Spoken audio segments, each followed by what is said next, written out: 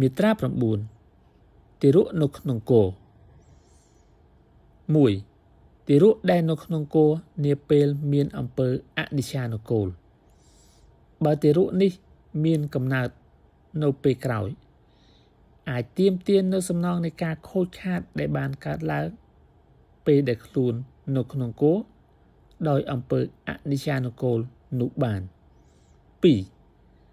ទារកដែលនៅក្នុងគោនាពេលដែលចាប់ផ្ដើមសន្តតិកម្ម បើទារកនោះមានកំណើតនៅពេលក្រោយ អាចទទួលមរតកដោយសន្តតិកម្មនោះបាន 3. ទារកដែលនៅក្នុងគោនាពេលម្ចាស់បណ្ដាំ